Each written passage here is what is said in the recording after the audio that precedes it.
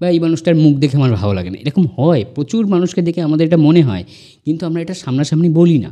তোমার লাইনের মানুষ হতে হবে, খাঁটি বাংলায় বললে তোমার লাইনের মানুষ হতে হবে, তোমাকে রেসপেক্ট করবে অ্যান্ড তোমার থেকে সবসময় এক ধাপ ওপরে হবে। যে সার্কেলে তুমি সর্বেসর্বা, সেই সার্কেলে থাকতে থাকতে তুমি পচে যাবে। আর যে সার্কেলে তুমি সবার থেকে নিচু, তাদের মতো হতে চাইছো, সেই সার্কেলে থাকতে থাকতে তোমার গ্রোথও বেড়ে যাবে। এগুলোকে না বুঝেই বন্ধুত্ব করে, প্রেম করে, ভালোবাসা করে, তারপর ব্রেকআপ হয়ে যায় এই কারণে যে সেই মানুষটা তাকে বুঝে উঠতে পারছে না। দিয়ে কিন্তু এই আশাটা রেখো না যে তুমি সঙ্গে সঙ্গে 7,000 ফেরত পাবে, সে যত ভালোই বন্ধু হোক। যদি তুমি টাকা ধার দাও তাহলে সেই টাকা ফেরত পাওয়ার আশা না নিয়ে দেবে। তো টাকা এমন একটা জিনিস যেটা যে কোনো সম্পর্কের ভিতরে ঢুকলেই খারাপ হয়ে যায়। করেছি স্বামীর সঙ্গে সঙ্গে যে পাশাপাশি নয়েজগুলো সেগুলো আসা শুরু হয়ে গেছে। কেউ ওপরতলায় বাথরুমে গেছে, কেউ পাশের ঘরে আওয়াজ করছে, কেউ রাস্তায় চিল্লাচ্ছে। তো এই সাউন্ডগুলোকে প্লিজ সবাই একটু ক্ষমা ঘেন্নার দৃষ্টি দিয়ে দেখো।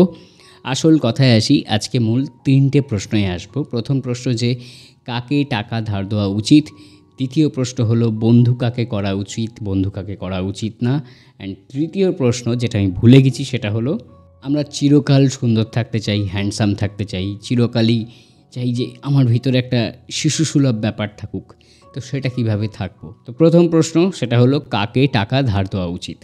দেখো, টাকা এমন একটা জিনিস যেটা যে কোনো সম্পর্কের ভিতরে ঢুকলেই খারাপ হয়ে যায়। একটা স্বামী স্ত্রীর সম্পর্কের ভিতরে টাকা নিয়ে ঝামেলা হলে সম্পর্ক খারাপ হয়ে যায়। বন্ধুদের ভিতর টাকা মানে ধার দেওয়া, তারপর সেই টাকা ফেরত না পেলে অনেক দিনের দীর্ঘ বন্ধু সেও খারাপ হয়ে যায়, বা সেই বন্ধুর সম্পর্কে আমাদের ধারণা খারাপ হয়ে যায়। তারপরে এই প্রেমিক প্রেমিকার ভিতরে যদি টাকার সম্পর্ক এসে যায় যে হ্যাঁ আমি শুধু ওর থেকে গিফট নিতে থাকি, আমি শুধু ওর থেকে জিনিস নিতে থাকি, তাহলে সম্পর্ক খারাপ হয়ে যায়। বা কাউকে তুমি ধার দিচ্ছ, সে যদি টাকা ফেরত না দেয় তো সম্পর্ক খারাপ হয়ে যায়। সিম্পল কথা, সিম্পলভাবে বলছি। তো এই ক্ষেত্রগুলোই টাকা দিয়ে সম্পর্ক নষ্ট হয়ে যায়। তো যে কোনো সম্পর্কের ভিতর ট্রাই করবে টাকা না আসুক প্রথমত, আর দ্বিতীয়ত যদিও বা আসে তাহলে এমন মানুষকে টাকা ধার দেবে যার থেকে তুমি টাকাটা ফেরত পেতে পারো, বা যে আগে তোমার অনেকবার ভরসা রেখেছে এমন মানুষ দেখেই টাকা ধার দেবে। আদারওয়াইজ যদি তুমি টাকা ধার দাও তাহলে সেই টাকা ফেরত পাওয়ার আশা না নিয়ে দেবে। কেউ তোমার কাছে 7,000 টাকা চাইলেও তোমার কাছে হয়তো টাকাটা আছে, সেক্ষেত্রে তুমি তার সেই প্রয়োজনীয়তাটা বুঝবে। প্রথমে সেই প্রয়োজনীয়তা বুঝে যদি তাকে 7,000 টাকার জায়গায় তুমি 4,000, 5,000 দিলে, যে তার যদি খুব প্রয়োজন হয় তো 7,000 দাও। দিয়ে কিন্তু এই আশাটা রেখো না যে তুমি সঙ্গে সঙ্গে 7,000 ফেরত পাবে। সে যত ভালোই বন্ধু হোক, সে তার মতো টাইম নেবে, তুমি তাকে টাইম দাও যথেষ্ট। তোমার হাতে যতটা সময় আছে ওই টাকাটাকে ভুলে থাকা যায় সেই পর্যন্ত তাকে সময় দাও। সময় দিয়ে তাকে বলো যে এরপরে তুই আমার ফেরত দিয়ে দিস। এবার তারপরও যদি দেখছো সে ফেরত দিচ্ছে না, তো সেকেন্ড টাইম থেকে তাকে টাকা ধার দেওয়ার আগে একটু ভেবে নিও। সব জায়গায় ইমোশনাল হওয়ার কোনো দরকার নেই। ইমোশনাল হয়ে গেলে মানে পেছনে বাঁশ নিয়ে গেলে। এবার আসি আমাদের দ্বিতীয় প্রশ্ন হলো কেমন মানুষদের সঙ্গে বন্ধুত্ব করা উচিত, এবং বন্ধুত্ব কি কোনো স্বার্থের কারণে করা উচিত? অবভিয়াসলি স্বার্থের কারণে করা উচিত, কারণ সত্যি কথা বলতে স্বার্থ ছাড়া পৃথিবীতে কেউ কারণ নয়। বাবা মায়ের কাছেও তোমরা থাকছো, আমি থাকছি একটা স্বার্থের জন্য। বাবা মায়ের থেকে ভালোবাসা পাচ্ছি, স্নেহ পাচ্ছি, সময় সময় টাকা পয়সা যেমন দরকার হচ্ছে পাচ্ছি, পড়াশোনার খরচ পাচ্ছি, যার কারণে বাবা মায়ের কাছে আমরা থাকছি। সো বেসিক্যালি একটা স্বার্থের কারণে থাকছি। তো এই স্বার্থ যদি সিদ্ধি না হয় তাহলে কারোর সঙ্গে আমরা কখনোই কোনো সম্পর্ক রাখতে পারি না।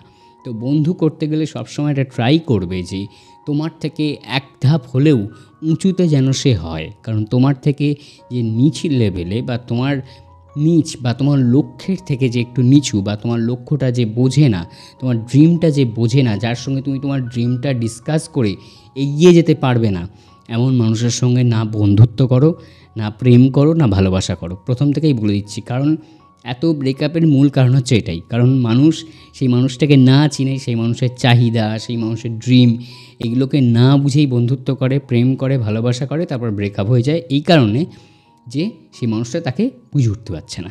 ওই মানুষটা আমাকে বোঝে না, ওই মানুষটা নিয়ে এই হ্যান ত্যান কত কমপ্লিকেশনস থাকে, just because of one reason কি সেই মানুষটা তোমাকে বুঝতে পারছে না, তোমার সঙ্গে তার ম্যাচটা ঠিকঠাক হয়নি। শুধু রিলেশনশিপের ক্ষেত্রে নয়, বন্ধুত্ব করার আগেও এই জিনিসটা ভেবে নিও। যার তার দিকে বন্ধুত্বের আঙুল বাড়িয়ে দিও না, বন্ধুত্বের হাত বাড়িয়ে দিও না। আর যদি বন্ধু হয়েও থাকে, যদি এমন কোনো বন্ধুর সঙ্গে বন্ধুত্ব থেকেও থাকে যে তোমার ড্রিমটা জানে না, বোঝে না, সেই নিচের কিছুই বোঝে না, তাহলে সেই মানুষগুলোর থেকে আস্তে আস্তে একটু দূরে থাকো, কারণ তুমি তাহলে তোমার এই ফোকাস থেকে সরে যাবে। তো বন্ধুত্ব করার আগে সবসময় ঠিক রাখবে তোমার নিচের মানুষ হতে হবে, তুমি যেমন যে জিনিস পছন্দ করো সেই পছন্দের মানুষ হতে হবে, তোমার লাইনের মানুষ হতে হবে, খাঁটি বাংলায় বললে তোমার লাইনের মানুষ হতে হবে, তোমাকে রেসপেক্ট করবে অ্যান্ড তোমার থেকে সবসময় এক ধাপ ওপরে হবে। যে সার্কেলে তুমি সর্বেসর্বা সেই সার্কেলে থাকতে থাকতে তুমি পচে যাবে, আর যে সার্কেলে তুমি সবার থেকে নিচু, সবার মতো হতে চাইছো, তাদের মতো হতে চাইছো, সেই সার্কেলে থাকতে থাকতে তোমার গ্রোথও বেড়ে যাবে। সুতরাং নিজের বন্ধুর লিস্টে যদি তোমার 26, 27, 28 বছর হয়ে থাকে, বা যদি তোমার এমন একটা বয়স এসে সার্টেন পিরিয়ড এসে গেছে 40, 42, 45, তো অবভিয়াসলি ট্রাই করবে বন্ধুর লিস্টে একজন ডাক্তার, একজন উকিল, একজন প্রশাসনের কেউ, সেটা পুলিশ হতে পারে, যে হতে পারে, এরকম থাকে। কারণ বিপদের কে কখন পড়বো জানি না, কাকে কাজে আসবে জানি না, অবশ্যই স্বার্থের কারণে। কারণ তুমিও যে মানুষটা, তার নিশ্চয়ই কোনো না কোনো কাজে আসছো বলে সে বন্ধুত্ব করছে তোমার সঙ্গে। তো এমন মানুষদেরকে কিন্তু হাতে রেখো। এবার আসি আমাদের থার্ড প্রশ্নে। থার্ড প্রশ্নটা হচ্ছে, চির সুন্দর বা সুন্দরী বা হ্যান্ডসাম থাকবো কীভাবে? আমার নিজের খুবই লুক খারাপ বলে আমার মনে হয়, আয়নার সামনে যেতে পারি না, রোগা পাটকাটকে বিচ্ছিরি লিখতে। তো আমি সেই মানুষ হয়ে বলছি চির সুন্দর। দেখো, যে যত যাই বলুক না কেন, ফিগার একটা বড় প্রশ্ন, কিন্তু সবথেকে বড় প্রশ্ন কী বলো তো? আমাদের লুকের সবথেকে বড় প্রশ্ন হলো আমাদের এই ফেস। এই ফেসটা তখনই সুন্দর থাকবে, একজন মানুষকে দেখে মনে হয় যে এই মানুষটা বেশ বয়স্ক হয়ে গেছে, এই মানুষটার সঙ্গে আর কথা বলতে ভালো লাগছে না, এই মানুষটার সঙ্গে কোনো কিছু আলোচনা করতে ভালো লাগছে না, বা এই মানুষটার সামনে আসলে নিজের ঠিক পছন্দ হয় না। এটা মন থেকে বলছি, কিন্তু আমাদের প্রত্যেকেরই এটা হয় যে এই মানুষটার সামনে আসলে না ঠিক ভালো লাগে না, ঠিক কমফোর্টেবল ফিল করি না, বা এই মানুষটার মুখ দেখে আমার ভালো লাগে না। এরকম হয়, প্রচুর মানুষকে দেখে আমাদের এটা মনে হয়, কিন্তু আমরা এটা সামনাসামনি বলি না।